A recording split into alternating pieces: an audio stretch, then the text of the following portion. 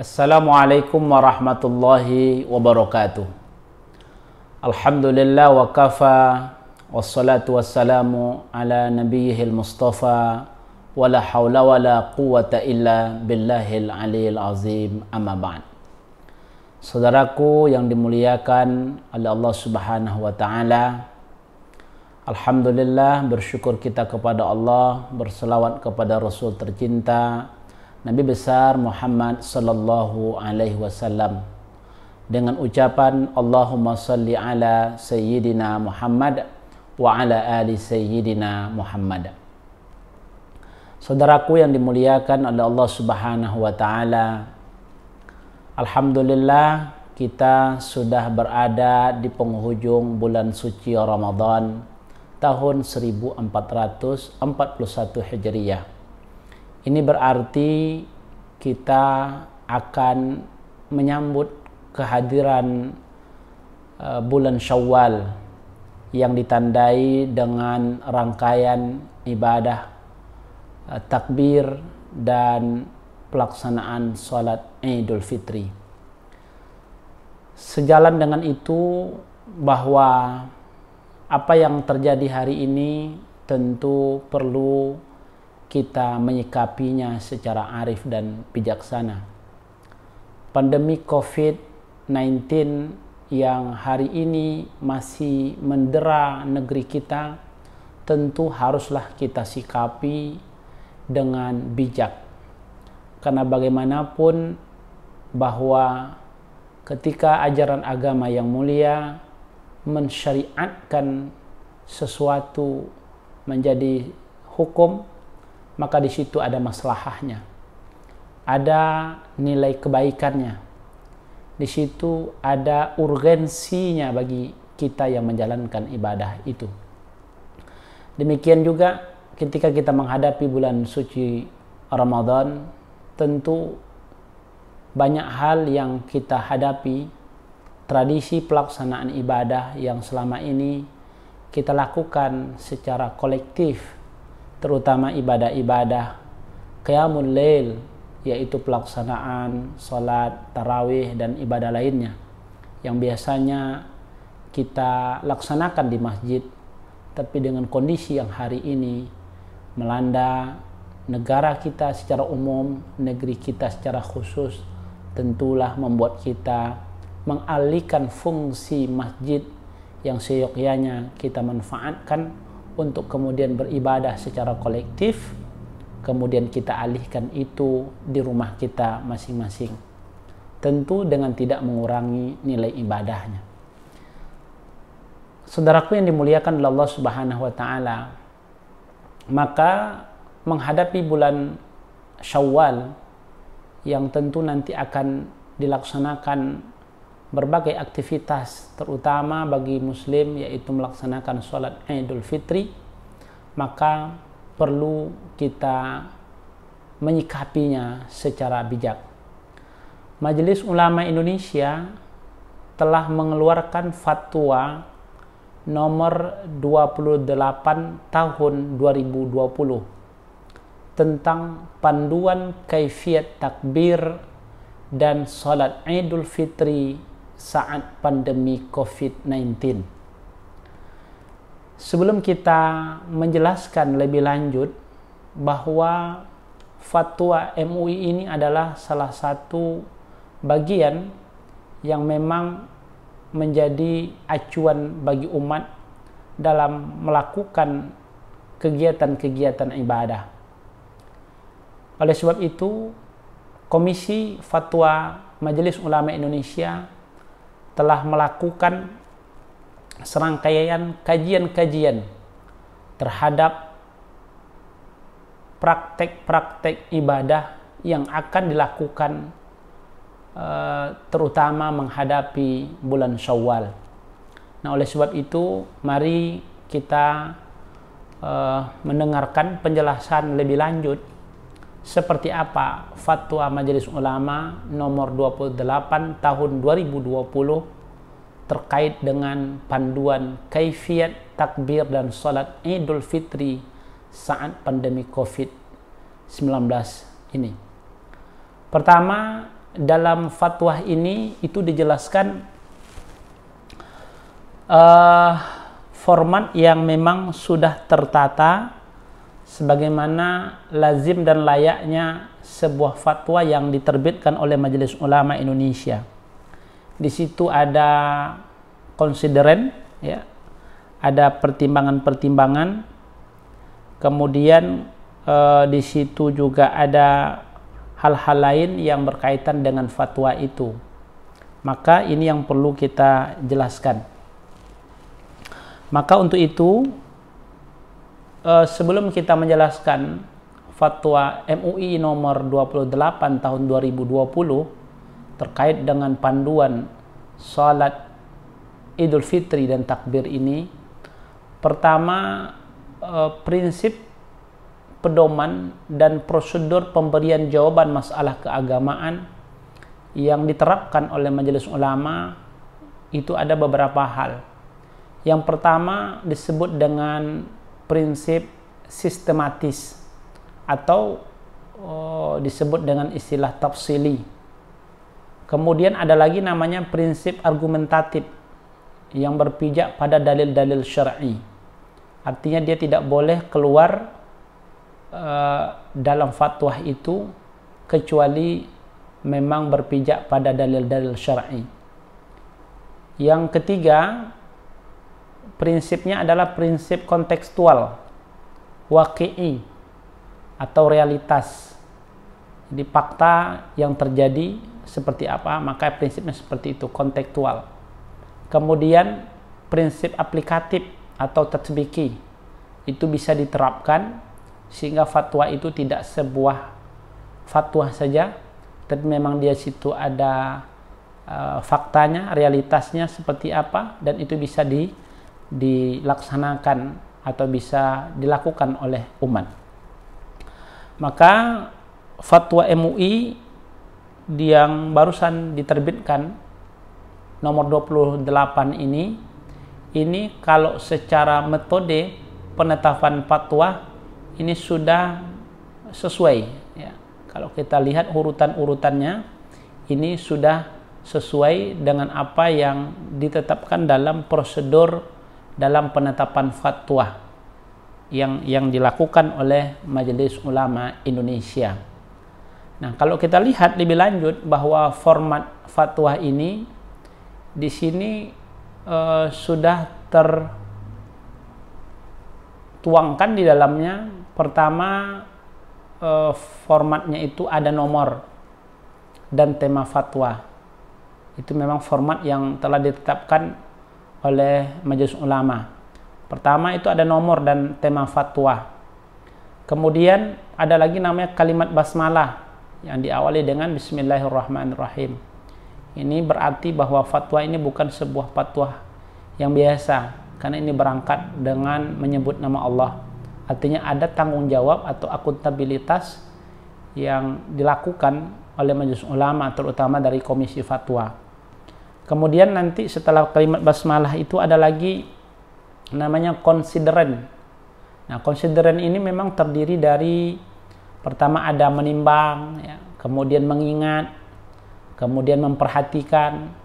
Itu merupakan konsideren dalam sebuah fatwa. Karena memang seperti itu format fatwa. Nah, menimbang ini memang memuat latar belakang dan alasan serta urgensi penetapan fatwa. Jadi apa yang melatar belakangi sehingga terbitnya fatwa, lalu apa alasannya, kemudian sejauh mana urgensinya penetapan fatwa ini, sejauh mana pentingnya penetapan fatwa. Nah, ini poin ini terisi dalam konsideren menimbang. Kemudian setelah menimbang ada mengingat. Nah, biasanya mengingat ini adalah memuat dasar-dasar hukum. Apa dasar-dasar hukumnya? Atau dalam istilah lain disebut dengan adillatul ahkam, yang berbentuk secara nas syar'i. Nas syar'i, kemudian di situ juga ada terjemah dalam bahasa Indonesia dan penjelasan terkait pemanfaatan dalil sebagai argumen atau wajhud dilalah. Ini penting sehingga nanti ada semacam pemahaman yang bisa yang didapat dari nas syar'i itu. Kemudian setelah mengingat, kemudian ada lagi nama memperhatikan. Ini dalam sebuah fatwa, memperhatikan. Nah, memperhatikan ini biasanya terisi memuat pendapat para ulama. Pendapat para ulama, kemudian mungkin barangkali ada dari peserta rapat juga dalam pembahasan fatwa, kemudian para ahli yang berkompeten dalam hal-hal tersebut, dan hal-hal lain yang memang mendukung penetapan fatwa. Itu biasanya termuat dalam konsideran memperhatikan. Nah, itu kemudian yang keempat, setelah tadi ada nomor dan tema, kalimat basmalah, konsideran yang terdiri dari menimbang, kemudian mengingat dan memperhatikan. Kemudian yang keempat itu diktum yang memuat. Ini ada diktumnya. Nah, biasanya diktum ini yang menjadi perhatian kita. Yang mana diktum ini pertama memuat ketentuan umum. Ini bisa berisi tentang definisi dan batasan pengertian masalah yang terkait dengan fatwa jika dipandang perlu. Kemudian setelah ketentuan umum ada lagi namanya ketentuan hukum yang berisi tentang substansi hukum yang difatwakan. Kemudian nanti ada rekomendasi atau solusi masalah yang dipandang perlu. Dan juga kelima nanti ada lagi nama lampiran-lampiran yang terkait dengan masalah yang difatwakan jika dipandang perlu. Nah, inilah format fatwa yang secara umum dilakukan dalam pengambilan sebuah keputusan, terutama dalam format fatwa itu. Saudaraku yang dimuliakan oleh Allah Subhanahu wa taala, oleh sebab itu maka fatwa yang diterbitkan oleh Majelis Ulama nomor 28 tahun 2020 tentang panduan kaifiat takbir dan salat Idul Fitri saat pandemi COVID-19 ini secara format dan metodenya ini sudah memenuhi kriteria sebagaimana prosedur yang telah ditetapkan oleh Majelis Ulama Indonesia. Bapak-bapak, saudaraku yang dimuliakan oleh Allah Subhanahu wa taala, maka oleh sebab itu ini coba kita ulas atau kita coba jelaskan sedikit tentang panduan kaifiat takbir dan salat Idul Fitri saat pandemi COVID-19 ini. Kita baca, Komisi Fatwa Majelis Ulama Indonesia setelah menimbang bahwa salat Idul Fitri merupakan ibadah yang menjadi salah satu syiar Islam dan simbol kemenangan dari menahan nafsu selama bulan Ramadan. Itu yang menimbangnya. Kemudian lagi bahwa sampai saat ini wabah COVID-19 masih menjadi pandemi nasional yang belum sepenuhnya diangkat oleh Allah Subhanahu wa taala. Kemudian C, bahwa masyarakat bertanya tentang tata cara salat Idul Fitri saat pandemi COVID-19. Nah, ini juga hal yang menjadi pertimbangan. Kemudian D, bahwa karena itu dipandang perlu menetapkan fatwa tentang panduan kaifiat takbir dan salat Idul Fitri saat pandemi COVID-19 yang dijadikan pedoman. Nah, ini kalau kita lihat bahwa dalam konsideran menimbang ini memang ada latar belakang, ada alasannya, kemudian ada urgensinya dalam sebuah fatwa. Kenapa? Karena memang umat atau jamaah tentu membutuhkan tentang bagaimana kaifiat takbir dan salat Idul Fitri saat pandemi COVID-19 ini. Ini berbeda dengan kaifiat takbir dan salat Idul Fitri yang biasa kita lakukan. Maknanya apa? Kan memang kondisi kita memang tidak seperti biasa normalnya, maka dibutuhkan seperti apa kaifiat takbir dan salat Idul Fitri saat pandemi COVID untuk kemudian dijadikan pedoman. Itu secara konsideran menimbang. Kemudian mengingat. Ini kalau kita lihat mengingat, ini dalam firman Allah Subhanahu wa taala, walituqmilul iddata walitukabbirullaha ala ma hadakum wala'allakum tashkurun. Ini Quran surah Al-Baqarah ayat 185.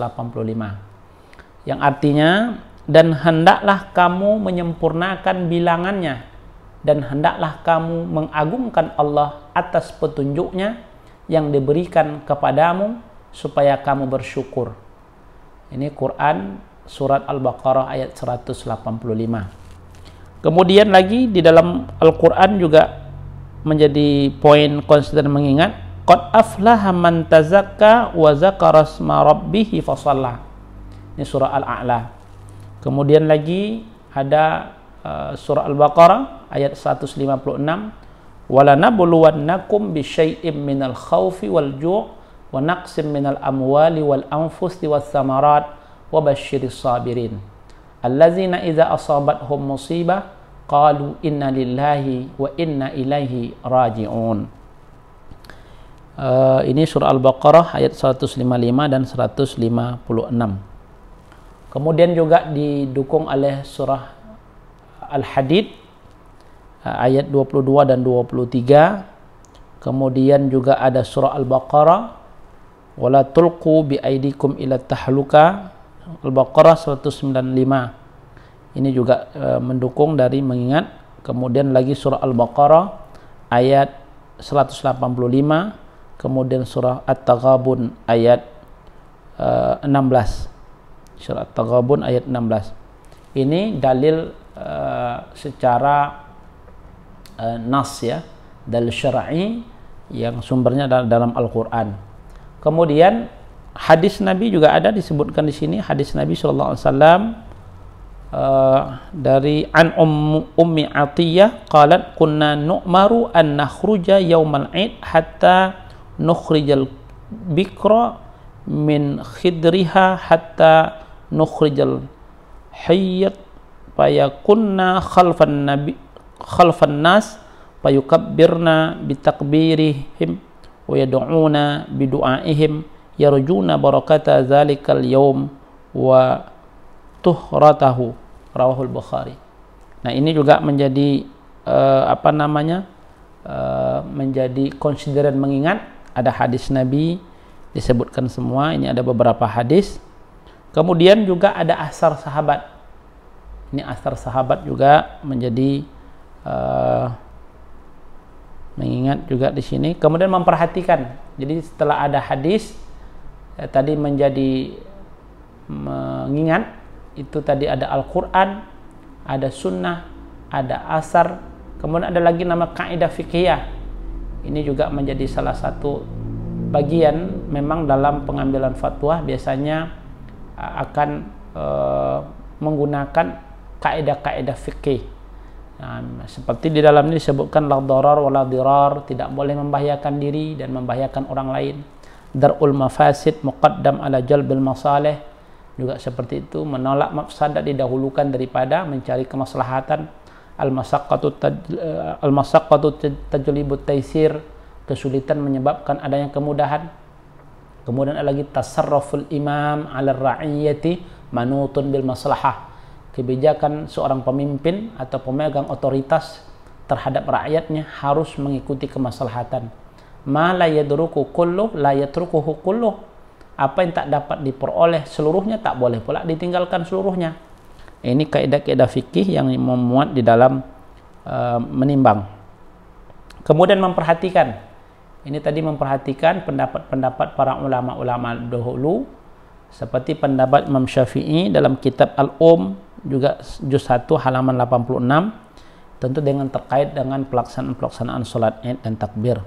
Kemudian juga ada pendapat Imam Al-Mawardi dalam kitab Al-Hawi Al-Kabir, itu juga dimuat. Pendapat Imam Nawawi dalam kitab Al-Majmu', pendapat Imam An-Nawawi dalam kitab Radatul Talibin. Kemudian adalah pendapat Imam Al-Mawardi dalam kitab Al-Iqna. Ini semua memang menjadi salah satu konsideran memperhatikan. Kemudian pendapat Imam Al-Muzani dalam kitab Mukhtasar Al-Muzani, Imam Al-Haramain dalam kitab Nihayatul Matlab fi Darasatul Madhab, itu juga fi Darasatul Madhab, itu juga dimuat dalam konsideran memperhatikan. Kemudian setelah memperhatikan dengan bertawakal kepada Allah Subhanahu wa taala, kemudian memutuskan, menetapkan fatwa tentang panduan kaifiat takbir dan sholat Idul Fitri di tengah pandemi COVID-19. Pertama, ketentuan umum. Nah, ini tadi diktumnya pertama, ketentuan umum. Nah, dalam fatwa ini yang dimaksud dengan COVID-19 itu tadi kan ada dalam diktum pertama dikatakan ketentuan umum bisa saja membuat definisi atau maksud tertentu. Nah, di sini disebutkan dalam fatwa ini yang dimaksud dengan COVID-19 itu dijelaskan. Nah, itu adalah coronavirus, penyakit menular yang disebabkan oleh coronavirus yang ditemukan pada tahun 2019. Jadi itu yang dimaksud dengan COVID-19. Jadi sehingga nanti penggunaan COVID-19 dalam fatwa ini itu dimaksudkan adalah penyakit menular yang disebabkan oleh coronavirus yang ditemukan pada tahun 2019. Itu ketentuan pertama atau diktum pertama. Kemudian diktum yang kedua, ini ketentuan dan panduan hukum. Ya, ketentuan hukumnya pertama, salat Idul Fitri hukumnya sunnatun muakkadah yang menjadi salah satu syiar keagamaan atau syiar min sya'airil Islam. Jadi ketentuan pertama mengatakan bahwa salat Idul Fitri itu hukumnya sunnah muakkadah. Artinya apa? Bahwa hukum salat Idul Fitri itu sunnah yang ditegaskan, ya.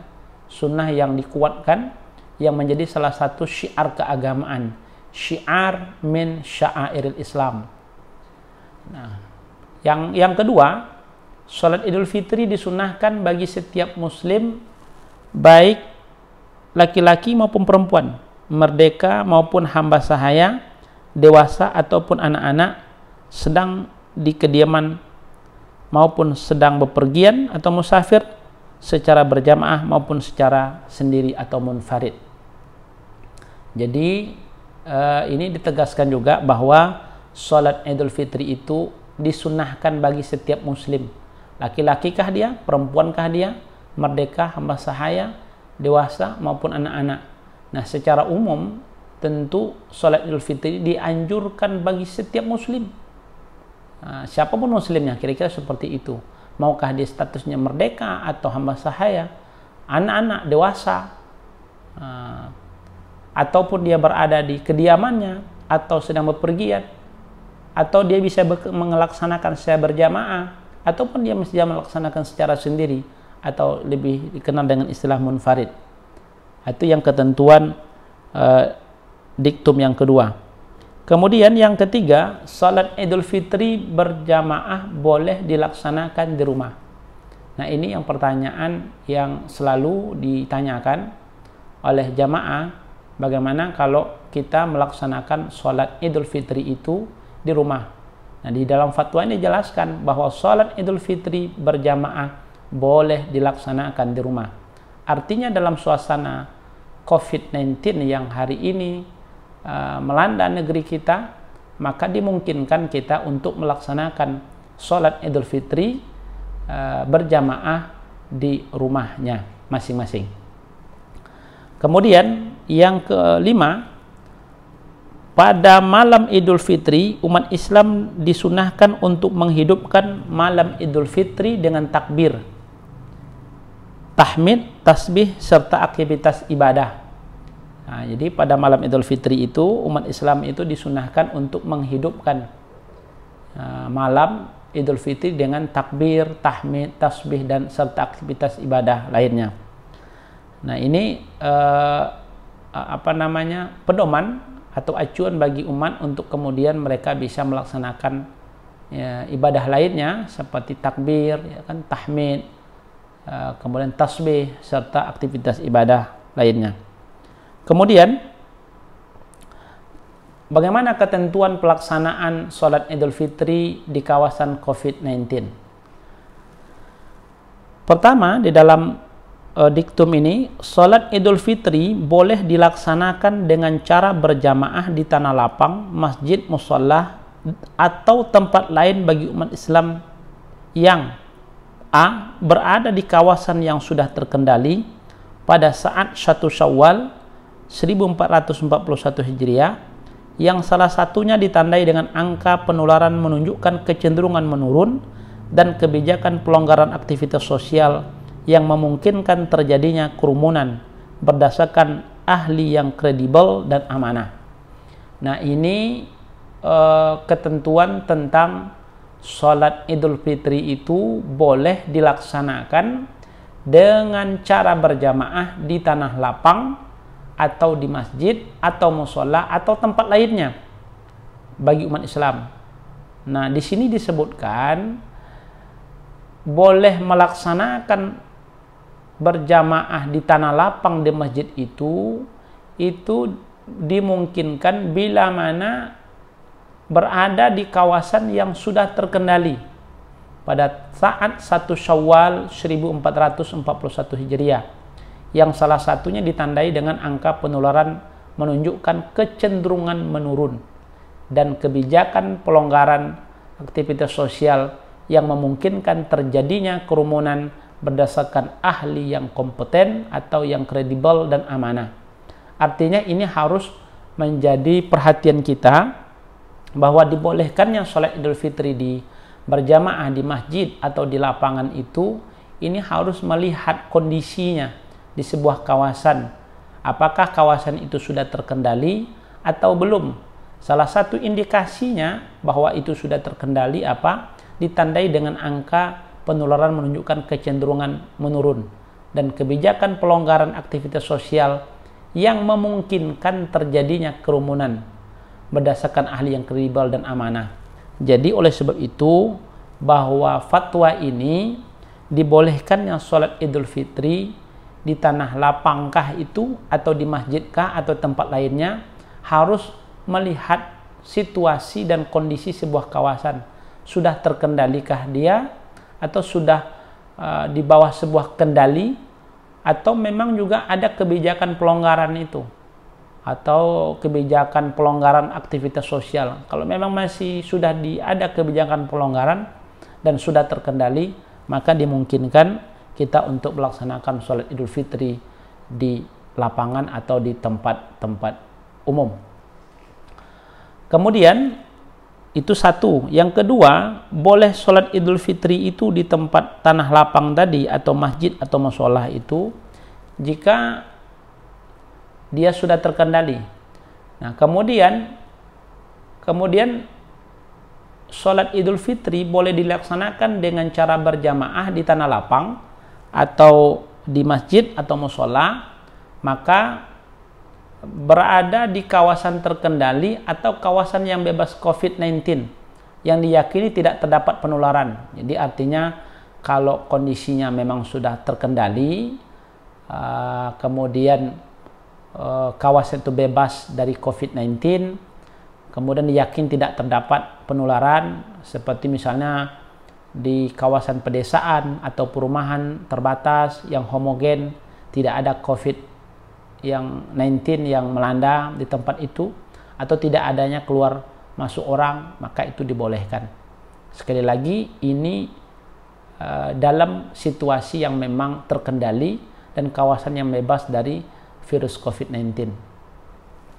Kemudian yang kedua, ketentuannya sholat Idul Fitri boleh dilaksanakan di rumah dengan berjamaah bersama anggota keluarga atau secara sendiri munfarid, terutama yang berada di kawasan penyebaran COVID-19 yang belum terkendali. Nah, ini jawaban juga terhadap pertanyaan apakah boleh dalam situasi pandemi ini kita melaksanakan sholat Idul Fitri di rumah dengan berjamaah bersama dengan anggota keluarganya. Jawabannya boleh, karena memang di dalam fatwa ini dituangkan secara jelas dan mudah dipahami bahwa sholat Idul Fitri itu boleh dilaksanakan di rumah dengan berjamaah bersama anggota keluarga atau secara sendiri munfarid, terutama yang berada di kawasan penyebaran COVID yang belum terkendali. Jadi maksudnya apa? Untuk pelaksanaan sholat Idul Fitri di rumah ini sangat dianjurkan, terutama di kawasan yang belum terkendali. Kemudian yang ketiga, pelaksanaan sholat Idul Fitri baik di masjid maupun di rumah harus tetap melaksanakan protokol kesehatan dan mencegah terjadinya potensi penularan antara lain dengan memperpendek bacaan salat dan pelaksanaan khutbah.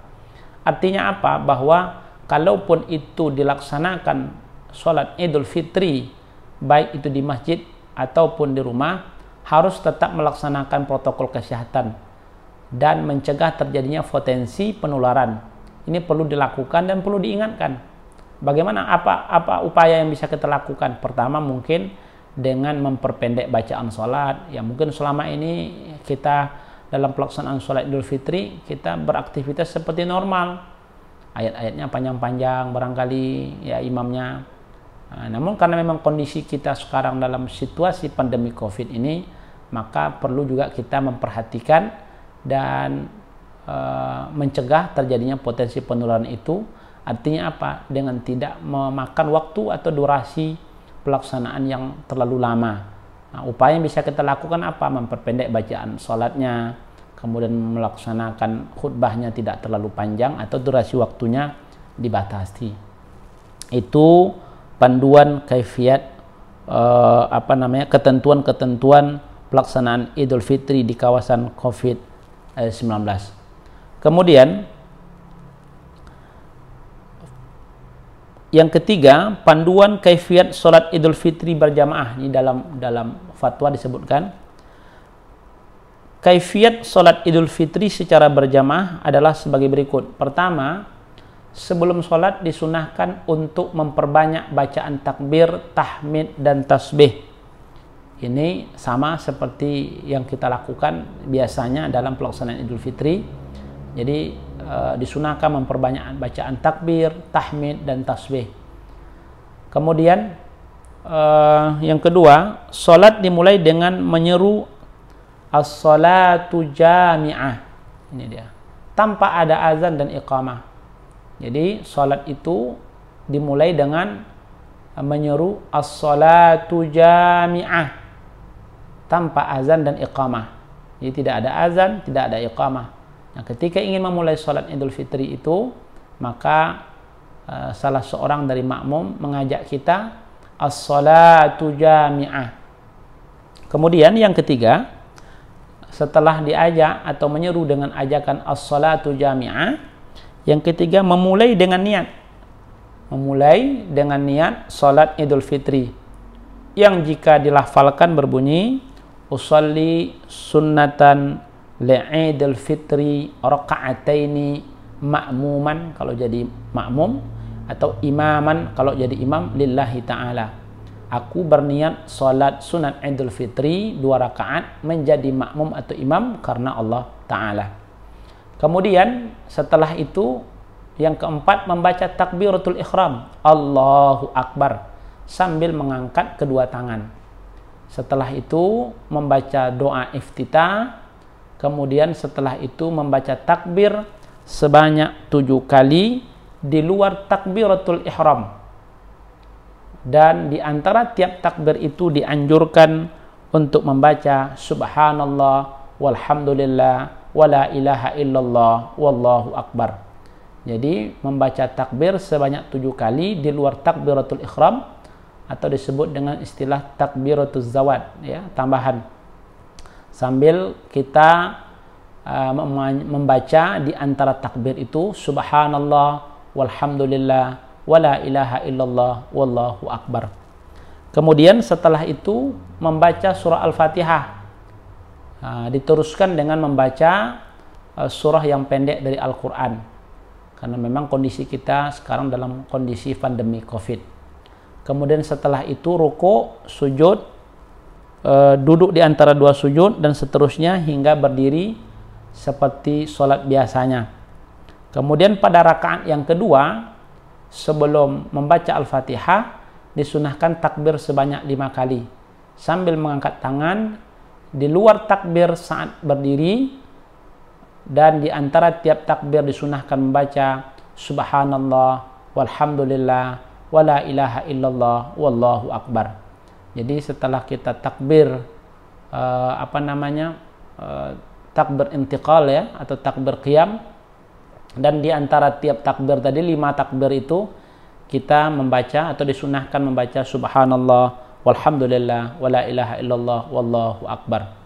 Kemudian setelah itu baru membaca surah Al-Fatihah, diteruskan dengan membaca surah pendek dari Al-Quran, ruku, sujud, dan seterusnya hingga salam.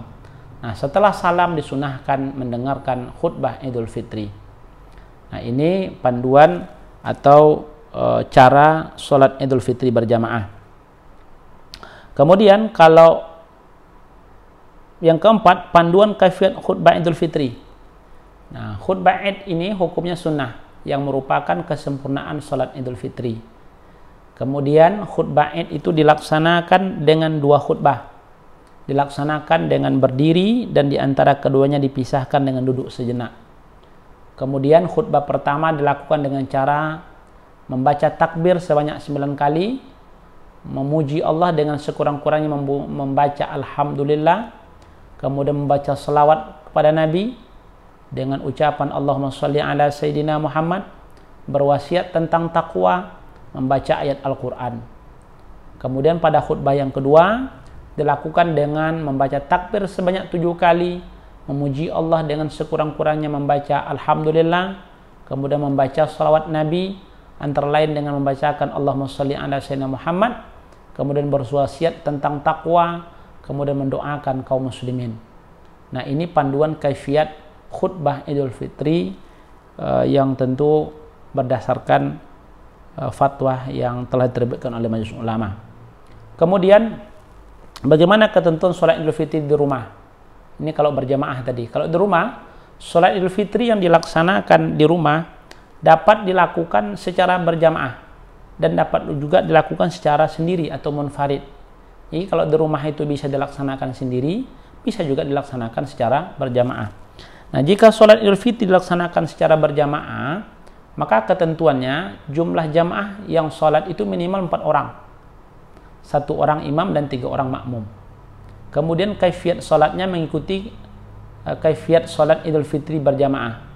Jadi sama, cuman tempatnya saja dipindahkan ke rumah. Kira-kira seperti itu di dalam fatwa ini. Kemudian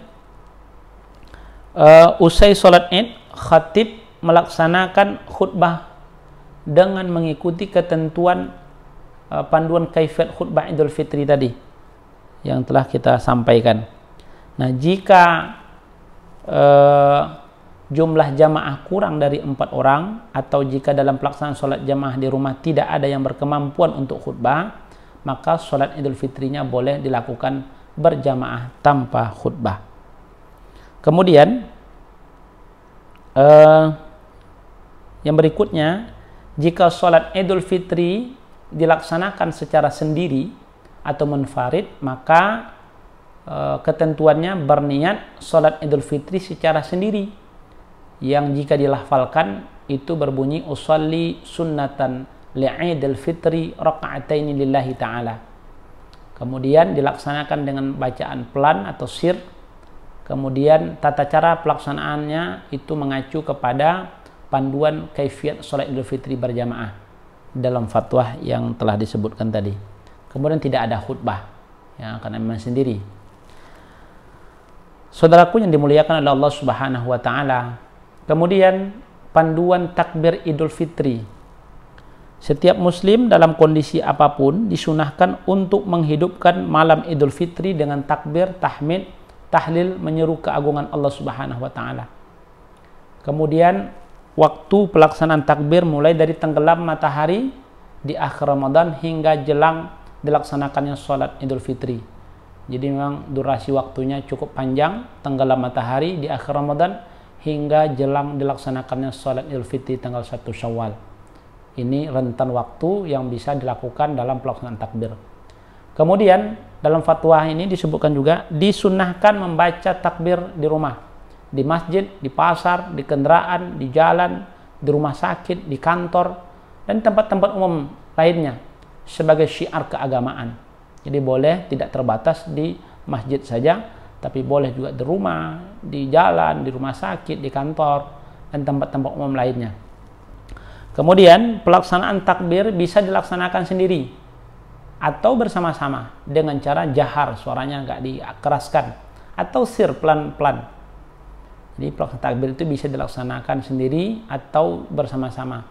Maknanya kalau memang tradisi kita biasa bersama-sama, kalau memang itu tidak dimungkinkan, maka boleh dilaksanakan takbirnya itu secara sendiri.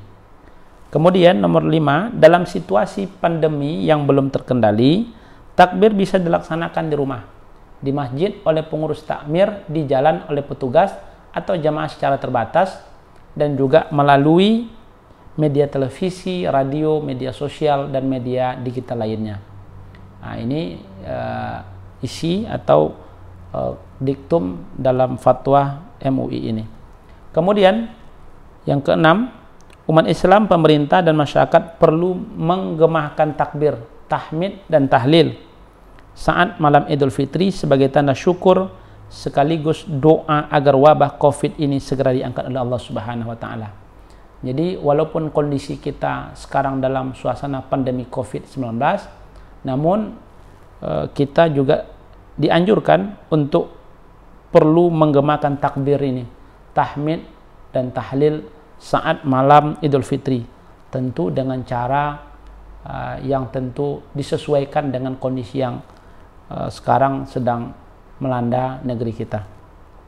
Kemudian poin yang berikutnya, amaliyah sunnah Idul Fitri. Ini poin dalam diktum fatwa.